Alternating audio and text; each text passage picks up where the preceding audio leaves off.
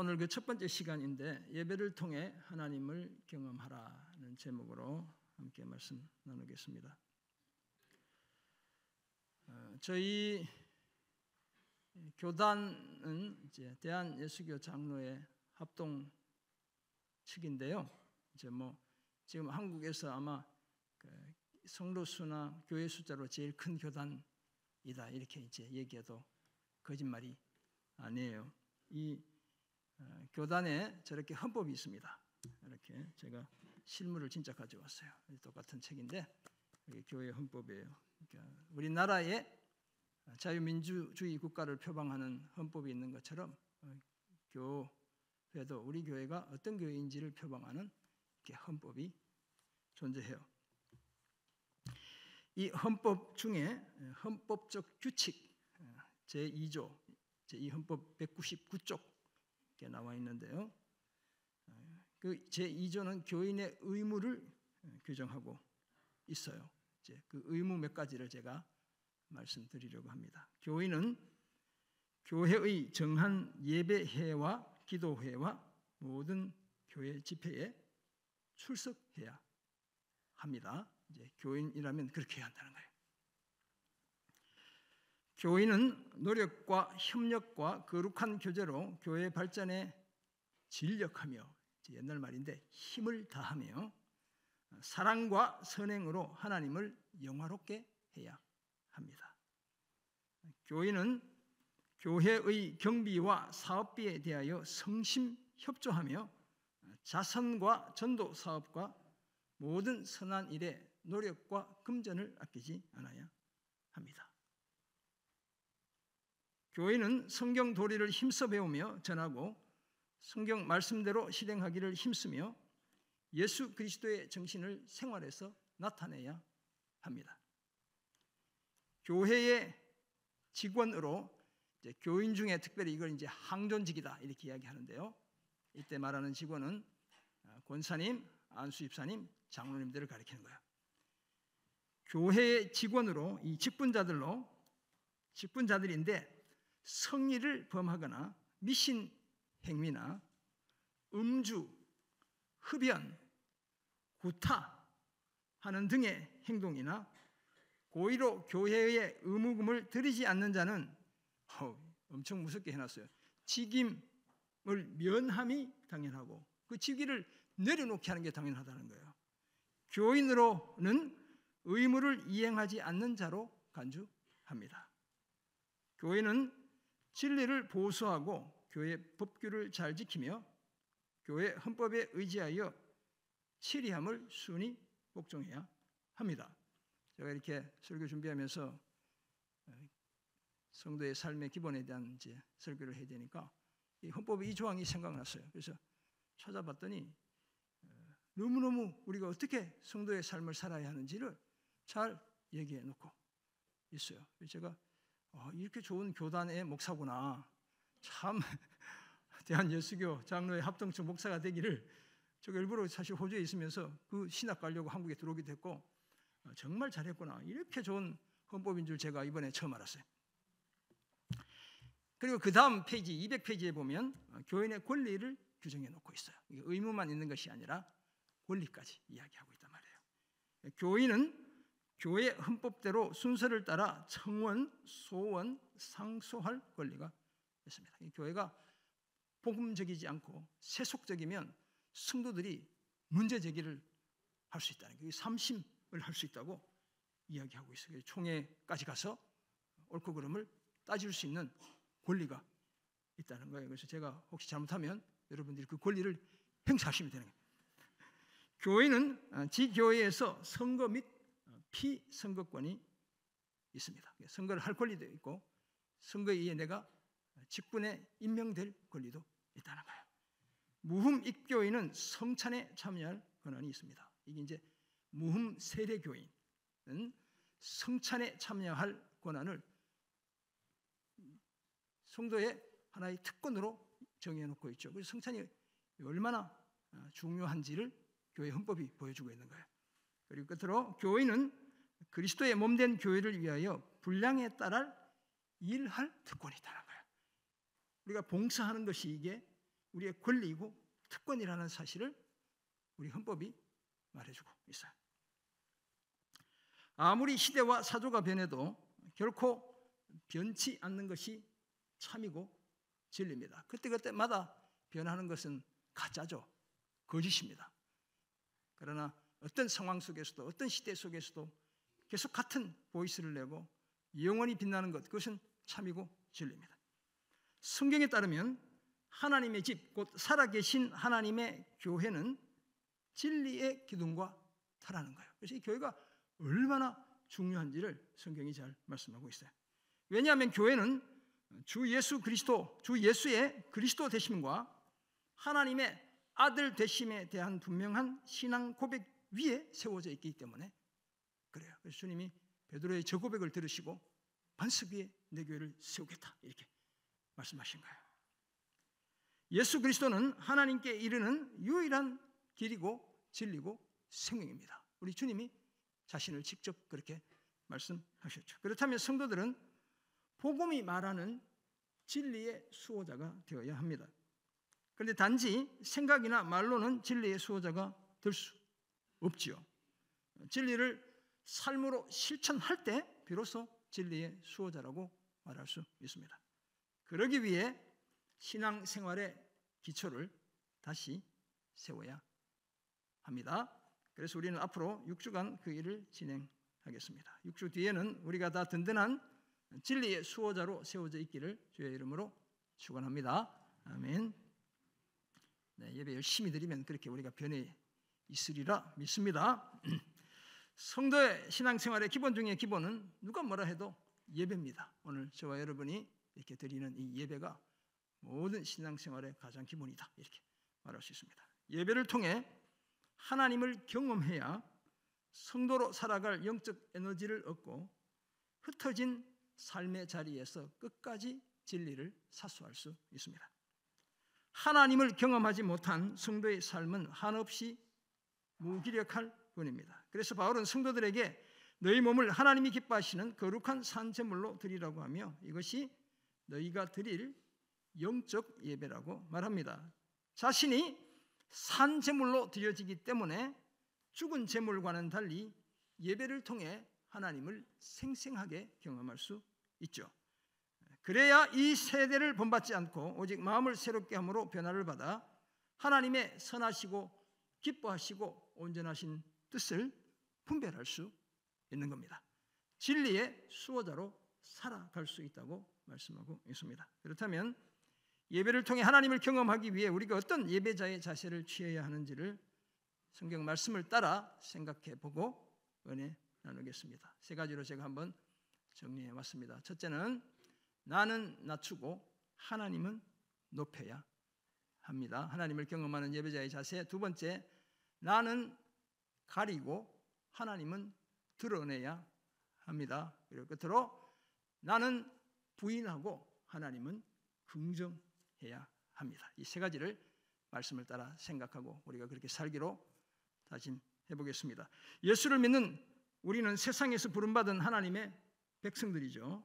그리고 세상으로 보냄받은 그리스도의 제자들입니다. 또 다른 말로는 복음의 증인이다 이렇게 말할 수 있습니다. 그렇다면 성도는 모이면 예배 드려야 하죠. 예배해야 하고 흩어지면 전도해야 하는 겁니다. 그렇다면 예배가 없는 교회는 더 이상 하나님의 집도 아니고 그리스도의 몸도 아닙니다. 그것은 그냥 침묵단체인 거예요. 성도들은 예수 재림의 그날까지 예배를 멈추지 않아야 합니다. 그것도 영이신 하나님을 영과 진리로, 성령과 진리, 말씀, 그리스도 안에서 예배해야 하죠. 영적 예배, 곧 합당한 예배를 힘써 드려야 합니다. 그래야 예배를 통해 하나님을, 살아계신 그 하나님을 경험할 수 있습니다. 성령을 통해 하나님의 존재와 성품과 능력을 경험할 수 있습니다. 그렇다면 우리가 갖추어야 할 예배자의 자세, 그 첫 번째로 나는 낮추고 한없이 낮추고 하나님은 높여야 합니다. 하나님은 한없이 높여드려야 하는 겁니다.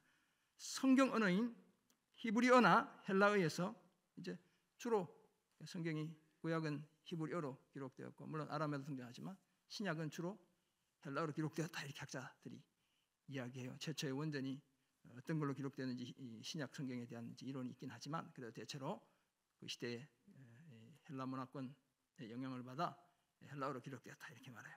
이 두 언어 히브리어나 헬라어에서 예배한다는 말은 기본적으로 어떤 대상 앞에서 자신의 몸 또는 자세를 낮추는 것 이것을 뜻해요. 히브리어로 예배한다는 말은 샤하라는 단어가 사용되는데 예배 대상 앞에서 자신의 몸을 활처럼 아래로 구부려 그래서 이제 영어 성경 보면 bow down 이렇게 되어 있어요. 활처럼 자신을 구부리는 걸 가리킵니다. 바짝 엎드려 절하는 것을 가리킵니다. 헬라어로 프로스코네오라고 하는데요. 이것도 마찬가지예요. 어떤 대상 앞에서 자신의 몸을 구부려 낮추고 그 대상을 향해 존경심을 표현하는 것 이것이 바로 예배하다는 말의 뜻이에요. 그렇다면 몸을 숙이거나 엎드려 절을 하며 예배자인 나는 한없이 낮추고 예배의 대상인 하나님 그분을 높여드리는 것 이것이 바로 예배이고 예배의 기본이죠. 사실 사람들이 하나님이 어떤 분인지를 알면 자신의 몸을 그 앞에서 빳빳하게 세우거나 그 목을 완고하게 쳐들 수 없죠.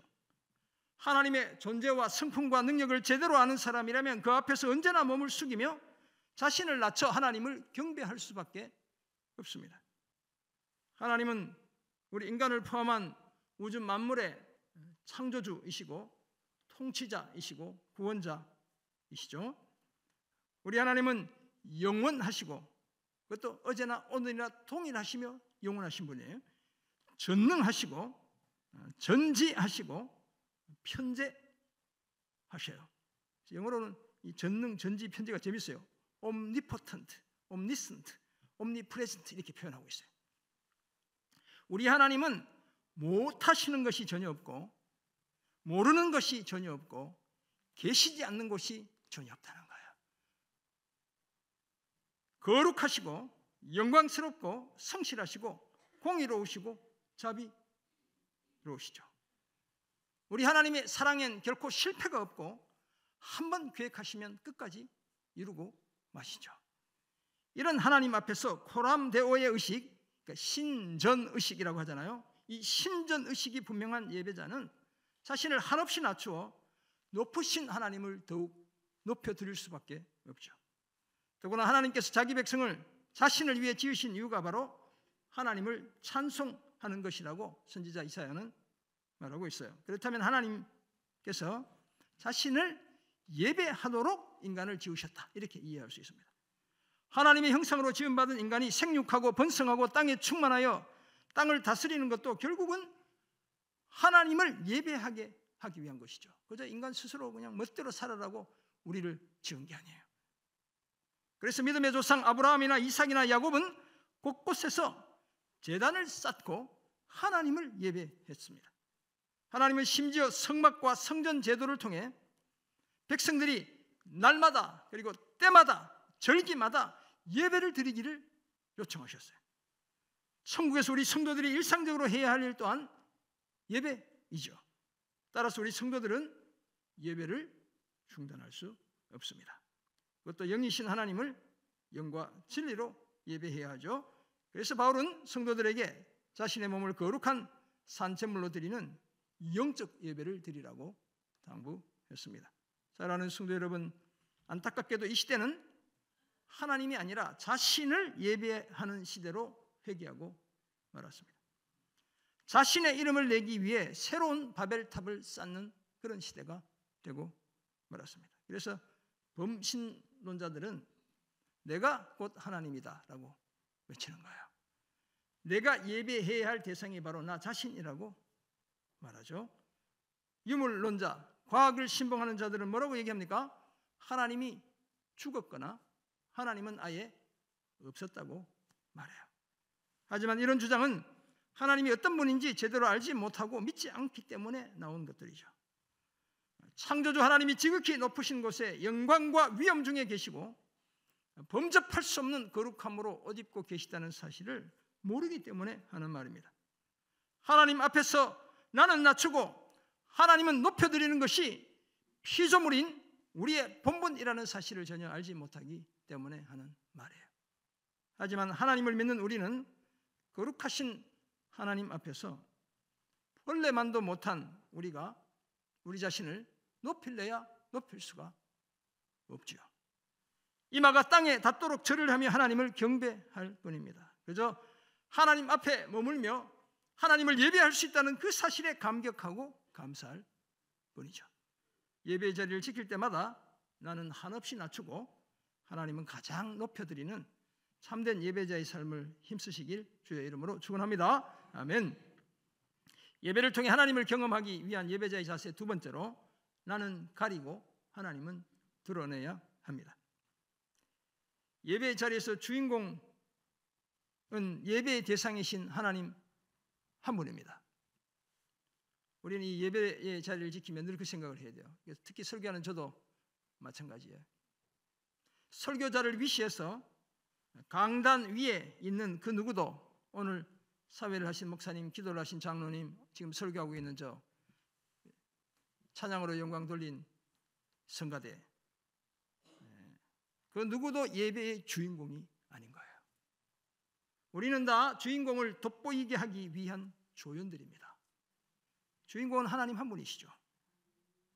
성도들이 예배의 대상이신 하나님께 진리와 영으로 예배드리고 거룩한 산제물로 자신을 드리게 하는 역할을 맡은 역할 수행자가 이 예배를 맡아서 진행하는 사람들이에요. 그렇다면 예배의 모든 순서와 내용은 철저하게 하나님께 초점이 맞추어져야 합니다. 스포트라이트를 받아야 할 분은 하나님 한 분이에요. 만약 조연들이 주인공 행세를 한다면 그 예배는 더 이상 예배가 아니죠. 그래서 제가 우리 교회 왔을 때 이렇게 우리 대표 기도하는 장로님들이 같이 자리에 앉아 있다가 기도로 나가시면서 저한테 한 번 더 인사를 해요. 그래서 하지 말라고. 아니라고. 하나님께 우리가 각자의 역할을 맡아서 순서를 담당하는 거지, 시선 처리를 저랑 해야 될 이유가 없잖아요. 하시지 마시라고. 자, 그렇게 이야기했어요. 사회자들도 가급적 예배를 인도할 때는 말을 줄이는 것이 하나님을 돋보이게 하는 그런 자세가 필요하다, 이렇게 말씀드릴 수 있어요. 더구나 우리는 다 예수를 만나기 전엔 허물과 죄로 죽었던 죄인들이죠. 그래서 제가 이렇게 봉헌기도 할 때 기도하겠습니다 이런 얘기 안 하죠. 근데 그걸 캐치해가지고 왜 안 하시냐고 하는 분이 계셨어요. 그래서 제가 말씀드렸어요. 여러 많은 인간의 보이스가 들어가지 않게 하기 위해 제가 일부러 그렇게 하는 거라고. 우리는 하나님 앞에서 감히 자신을 드러낼 수 없는 존재였죠. 그래서 하나님의 임재를 갈망했던 모세는 하나님이 지나가실 때 바위 틈에서 하나님의 손에 의해 숨겨져야 했습니다. 비록 우리가 예수 그리스도로 말미암는 의의 옷을 지금 입고 있지만 우리의 옷은 여전히 우리의 욕심과 연약함이라는 죄와 허물로 얼룩이 잔뜩 져 있는 거예요.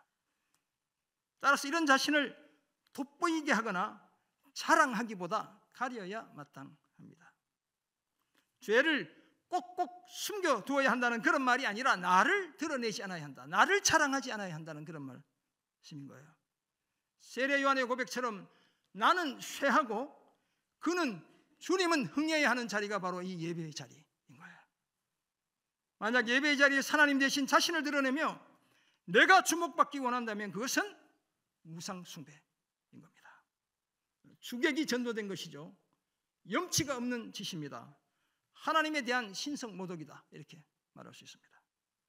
자신은 가리고 하나님만 드러내는 예배자가 진정한 예배자인 줄 믿습니다.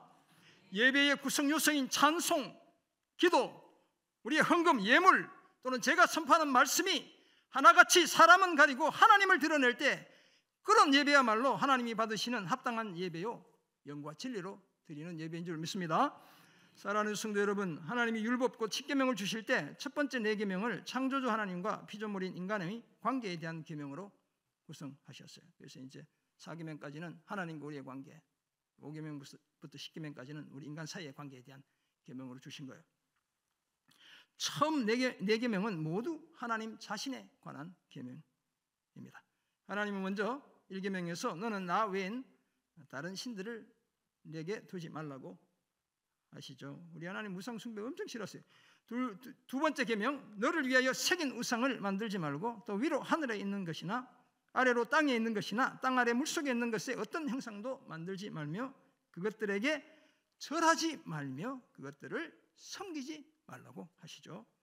제3계명, 너는 내 하나님 여호와의 이름을 망령되게 부르지 말라고 하셨어요. 그리고는 4계명 안식일을 기억하여 거룩하게 지키라고 명령하셨어요. 예배의 자리에서 우리는 이 4계명을 더욱 기억해야 하는 거예요. 하나님 한 분만 주목하고 하나님 한 분에게만 절하며 섬기고 하나님의 이름만 거룩하게 부르고 그렇게 하기 위해 이 안식일을 거룩하게 지키는 거예요. 그래야 삶의 분주함에 우리의 마음과 시선을 빼앗기지 않고 오로지 하나님만 경배하는 예배를 드릴 수 있습니다. 하나님의 말씀을 따라 영이신 하나님을 영과 진리로 예배한다면 나는 자연스럽게 가려지죠. 우리 하나님은 더욱 드러날 수밖에 없습니다. 짐승을 제물로 드리던 옛시대와는 달리 지금은 산 제물로 우리 자신을 하나님께 드리기 때문에 우리는 더욱 주의해야 하는 거예요. 조금만 방심해도 금방 나를 드러낼 수 있기 때문에 그렇죠. 이 시대가 아무리 자기 PR 시대여도 예배 자리에서는 나는 철저히 가려지고 하나님은 확실히 드러내야 합니다. 이기적인 내 생각, 내 판단, 내 목소리, 내 몸짓은 그치고 멈춘 다음 영과 말씀으로 임하시고 역사하시는 우리 하나님을 주목하며 그 하나님을 드러내야 될 줄 믿습니다. 그런 예배가 영과 진리로 드리는 예배이고 하나님 받으시는 합당한 예배입니다. 나는 가리고 하나님은 드러내는 이런 예배를 늘 힘쓰는 우리가 되기를 주의 이름으로 축원합니다. 아멘. 예배를 통해 하나님을 경험하기 위한 예배자의 자세 세 번째로 나는 부인하고 하나님은 긍정해야 합니다. 우리의 세상적인 활동을 멈추고 영이신 하나님 한 분만 주목하는 이 예배의 자리는 결코 소극적이거나 무기력한 자리가 아닙니다. 우리가 지금 아무것도 하지 않고 있는 것 같은 이 자리가 소극적이고 무기력한 자리가 아니라는 거예요. 무엇을 회피하는 무책임한 자리는 더더욱 아닙니다. 오히려 우리는 우리보다 훨씬 더 크고 위대하신 하나님의 능력을 경험하는 자리가 바로 이 예배의 자리입니다. 그렇다면 이 예배의 자리는 가장 적극적인 자리다 이렇게 이해할 수 있습니다. 그러기에 예배의 자리에서 나는 부인하고 하나님을 긍정해야 하는 겁니다. 그때 내가 미처 몰랐던 놀라운 하나님의 능력을 경험할 수 있습니다.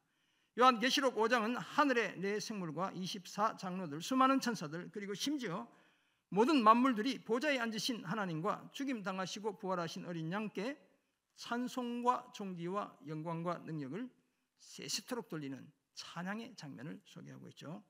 천국에서 우리 아버지 하나님과 어린 양 예수 그리스도께 예배를 드리는 장면을 소개하고 있어요. 그때 5장 14절을 보면 네 생물의 입에서 나오는 외침이 바로 아멘입니다. 네 생물이 이르되 아멘 하고 장로들은 엎드려 경배하더라. 이 아멘, 예스, 예, 그렇습니다, 믿습니다 등을 뜻하는 거예요. 이 아멘은 히브리어 아만에서 왔거든요. 믿다는 말에서 온 거예요. 그래서 아멘 하면 예스로 반응하는 거예요. 예, 그렇습니다, 믿습니다. 우리의 마음으로 주님께 고백하는 거예요. 하나님께 대한 한결같은 신뢰가 이 아멘이라는 말에 담겨 있습니다. 이처럼 천상의 네 생물은 예배를 통해 아버지 하나님과 그의 아들 예수 그리스도를 긍정한 거예요. 그래서 유진 피터스는 자신의 책 묵시 현실을 새롭게 하는 영성이라는 책에서 예배는 긍정하는 것이다. 그래서 영어로 보면 worship is affirming 이렇게 하고 있어요. 예배는 하나님 그분을, 하나님의 그 능력을 긍정하는 것, 이것이 예배다라고 말합니다. 이처럼 하나님을 긍정하고 하나님께 전적으로 동의하는 것, 이것이 바로 예배인 거예요. 성경은 심지어 하나님의 이름이 아멘이라고 말합니다. 이사야 65장 16절은 우리 하나님을 진리의 하나님이라고 두 번 표현하고 있어요. 이 진리의 하나님 히브리어로 보면 엘로헤이 아멘 이렇게 기록되어 있어요. 그러니까 그냥 그대로 번역하면 아멘이신 하나님이라는 거예요. 하나님이 아멘이라는 사실을 말하고 있어요. 거기에다 요한계시록 3장 14절은 이렇게 말하고 있죠. 라오디게아 교회의 사자에게 편지하라. 뭐라고 되어 있죠? 아멘이시오, 충성되고 참된 증인이시오, 하나님의 창조의 근본이시니가 이르시되. 여기서는 어떤 분을 두고 이 고백을 하는 걸까요? 바로 예수님을 두고 고백하는데 예수님의 이름이 뭐라고요? 아멘이라는 거예요. 아멘. 헬라어로 보면 호 아멘 이렇게 되어 있어요. 그러면 영어로 하면 디 아멘, 정관사 더가 붙은 아멘이에요. 바로 그 아멘, 우리가 가장 긍정해야 할 분이 바로 예수님이라는 사실을 나타내고 있는 거예요. 복음서에는 빈번하게 이 아멘이라는 말이 우리 예수님의 입술을 통해 직접 언급되고 있죠. 우리가 누가복음 보았지만 누가복음이 제일 많이 언급하고 있어요. 진실로 진실로 내가 너희에게 이르노니. 우리 주님이 아멘 아멘 이렇게 이야기하신 거예요.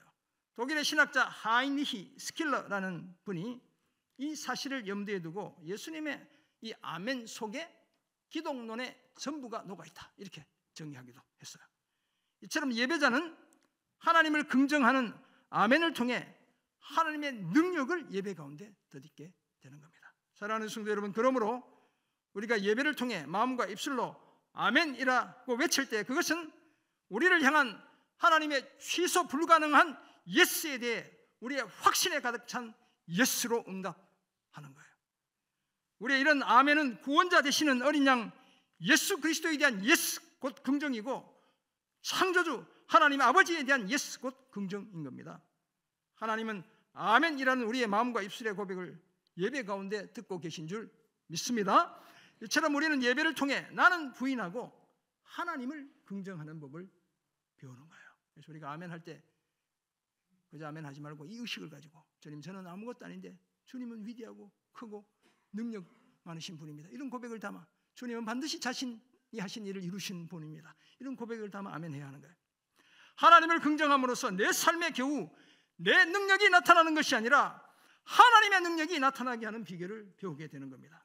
이처럼 나는 부인하고 하나님을 긍정하는 예배를 통해 하나님을 경험해야 우리는 흩어진 삶의 자리에서도 하나님과 그 능력을 경험할 수 있습니다. 그래서 예배에 성공해야 삶에 성공한다고 말하는 거예요. 예배에 성공하면 돈을 많이 번다는 게 아니라 하나님이 기뻐하시는 거룩한 성도의 삶을 살아낼 수 있다는 거예요. 나는 부인하고 하나님은 긍정해 예배를 통해 하나님과 그 능력을 경험하는 우리 모두가 되기를 주의 이름으로 축원합니다. 아멘. 예배를 통해 하나님을 경험하기 위해 나는 낮추고 하나님은 높이고, 나는 가리고 하나님은 드러내고, 나는 부인하고 하나님은 긍정해야 한다. 이렇게 쌍으로 이렇게 세 쌍을 제가 만들어 왔죠. 뭐 저도 만들어내느라고 엄청 힘들긴 해요. 그래도 이렇게 선명하게 뭔가 예배의 개념을 전달하고 예배 드리게 해야 하기 때문에 어떻게든 고민해서 만들어내야 돼. 그것도 성경에서 벗어나면 안 되고. 이 사실을 알게 된 우리는 이제 어떤 삶을 살아야 할까요? 첫째는 예배의 자리를 지켜야 합니다. 예배를 통해 하나님을 경험하기 위한 최소한의 요건은 예배의 자리를 지키는 거예요. 자신을 하나님이 기뻐하시는 산제물로 드리기 위해서는 제단 곧 예배의 자리로 나와야 되죠. 우리가 제물로 드려져야 하는 겁니다. 삶 전부가 예배라는 말은 맞는 말이지만 틀린 말입니다. 삶의 자리에서 하나님은 한 번도 생각하고 내 멋대로 살면서 그게 무슨 예배예요?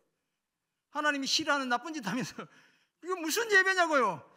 예배가 아닌 것이에요. 함부로 예배를 정의하지 않아야 돼요. 쉽게 예배를 말하지 않아야 되는 거예요. 예배는 그렇게 쉽게 또는 편리하게 규정할 만큼 가볍지가 않아요. 여러분 한번 보세요. 구약시대 짐승이 죽어야 돼요. 신약시대 내가 죽어야 되는 거예요. 근데 왜 예배를 가볍게 얘기할 수 있어요? 내 마음대로 살면서 뭐가 예배예요? 내 잔치를 그냥 내가 버리는 거지. 예배가 모든 활동의 최우선 순위여야 하고 시작이자 끝이어야 합니다. 그래서 우리가 천국 가서도 해야 할 일이 예배 드리는 거예요. 더구나 우리 자신이 제물로 드려지기에 목숨을 걸고 지켜야 합니다. 따라서 우리는 모여서 드리는 이 공동체 예배를 결코 소홀히 할 수 없습니다. 성막과 성전을 세우시고 우리를 그리스도의 몸과 거룩한 성전이 되게 하신 것은 하나님이 공동체로 드리는 이 예배를 원하고 기뻐하셨기 때문에 그래요. 여러분들 그냥 흩어진 대로 다 그냥 그렇게 살고 마음대로 곳곳에서 예배 드려 이렇게 얘기했겠죠. 그렇게 하시지 않았잖아요. 여러분들이 코로나 때 정말 얼마나 거룩한 자세로 얼마나 목욕 제기하고 경건한 마음으로 은혜를 삼하며 각자의 가정에서 예배를 드리는지 모르겠어요. 더울 때 수박 먹으면서 왔다 갔다 하면서 전화 받고 뭐 다 이게 다 그렇게 했을 거 아니에요. 그게 뭐가 예배예요? 그냥 내 잔치지. 내 취미생활 중에 한 부분이지 예배가 아닌 거예요, 이게 사실. 압도적으로 임하는 하나님의 은혜와 불같고 급한 바람 같은 성령의 임재는 공동체 예배를 통해서 경험할 수 있는 거예요. 물론 하나님이 바울처럼 길을 가다가도 특별히 임재하는 분이 있어요. 그건 신약 성경 중에 바울 한 사람밖에 없어요. 사도행전 보세요. 함께 모여서 말씀 듣고 기도하는 중에 성령도 임하고 하나님의 능력과 권능이 임하는 거예요. 그러므로 게으름이나 핑계를 몰아내고 예배의 자리로 나와야 하는 겁니다. 그래야 잃어버렸던 하나님과의 첫사랑을 회복할 수 있습니다. 보지도 않고 무슨 사랑을 회복해요? 다시 하나님을 경험하고 능력 있는 삶을 살아낼 수 있습니다. 예배의 자리를 힘써 지키는 우리 모두가 되기를 주의 이름으로 부탁드립니다. 아멘. 잘하고 계세요. 근데 더 잘하라고 제가 드리는 말씀이에요. 둘째, 우리의 전부를 드려야 합니다. 성도들은 마땅히 자신의 몸을 하나님이 기뻐하시는 거룩한 산제물로 드려야 하고, 이것이 성도들이 드려야 할 영적 예배입니다.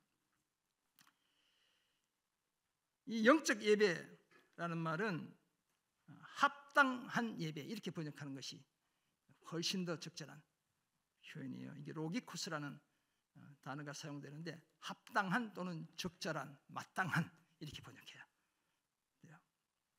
하나님께서 우리에게 베푸신 크신 은혜와 그 긍휼을 생각한다면 우리 자신을 산 제물로 드려 우리의 전부를 바치는 것이 마땅하죠. 사도 바울이 그 얘기를 하는 거예요. 독생자를 이 땅에 보내시고 십자가에 달려 죽게 하신 하나님의 자비하심을 기억한다면 우리 또한 우리 자신을 거룩한 산제물로 하나님께 드리는 이 예배가 영적 예배, 그러니까 영적 예배는 번역처럼 듣고 합당한 예배, 마땅한 예배라는 거예요. 죽은 동물을 희생제물로 드리는 과거의 예배로 충분하지 않습니다. 우리의 마음과 몸과 행동과 지식과 경험과 관계와 소유를 다 하나님께 드려야 해요. 여기서 또 막 저 목사가 또 돈 다 가져오는 거라 이러면 진짜 재미없는 분이에요. 그런 얘기야 아니고요. 정직한 11조를 드리며 나의 모든 것 주님의 것임을 고백하는 그 자세가 필요하다는 거예요. 우리를 위해 자신의 전부를 내어주신 하나님께 우리의 전부를 드려야 마땅한 예배 아닐까요? 바울이 바로 그 얘기를 하고 있는 거예요. 그때 우리는 비로소 하나님께서 우리를 위해 자신의 전부를 주셨다는 사실을 제대로 깨닫게 되고 하나님을 충분히 경험할 수 있게 되는 겁니다. 우리의 전부를 드리는 이런 복된 예배자의 삶을 힘쓰는 우리가 되기를 주의 이름으로 부탁드립니다. 아멘. 코로나 사태 이후에 하나님께서 우리 교회에 부어주시는 은혜가 결코 적지 않습니다. 지금도 이렇게 많은 분들이 코로나 이전처럼 이렇게 자리를 차지하고 계세요. 특별히 예배를 드리는 30대, 40대 성도들의 가정이 정말 많이 늘어났어요.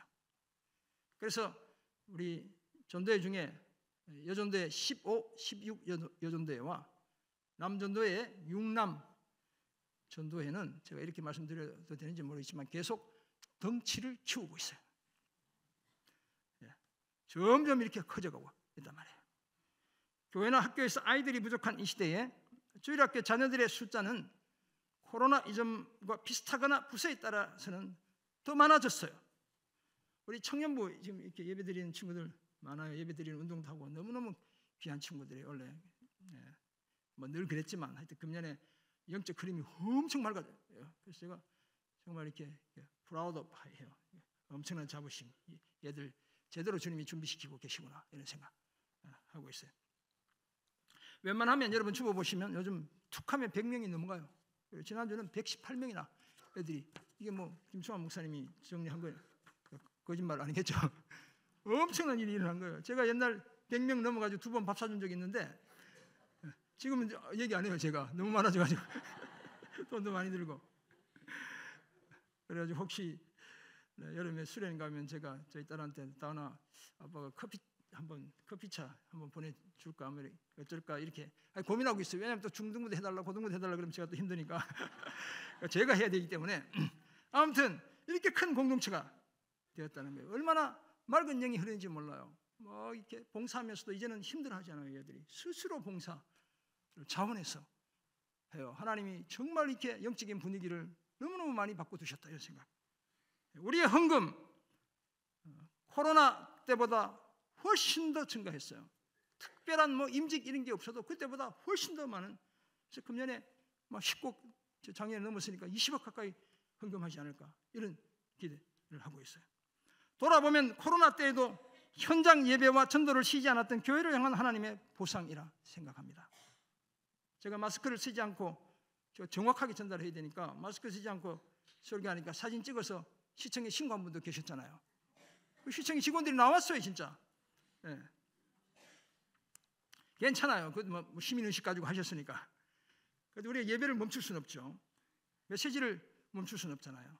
전도한다고 우리 코로나 기간 중에 여기 스푸자, 팍프리지오 다 입주했어요.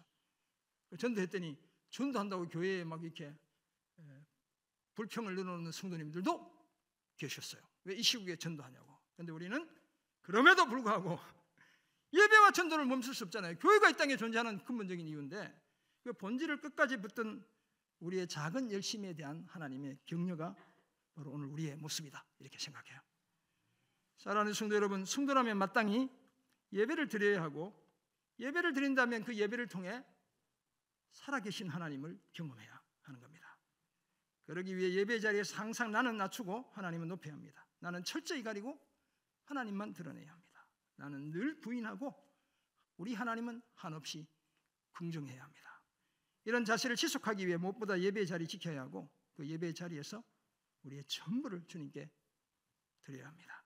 이처럼 예배에서 하나님을 충분히 경험해 삶에서 하나님과 하나님의 능력을 제대로 경험하고 나타내며 살아가는 그런 우리가 되기를 주의 이름으로 축원합니다. 아멘. 기도하겠습니다. 사랑해 주님, 오늘 주신 은혜의 말씀을 기억합니다. 우리 모두 영과 진리로 드리는 참 예배자로 서게 하시고 자신의 전부를 주신 우리 하나님께 합당한 예배, 우리의 전부를 드리는 진정한 예배 삶을 통해 이 공동체 예배를 통해 드리는 저희들 다 되게 은혜 내려 주옵소서. 예수님의 이름으로 기도합니다. 아멘.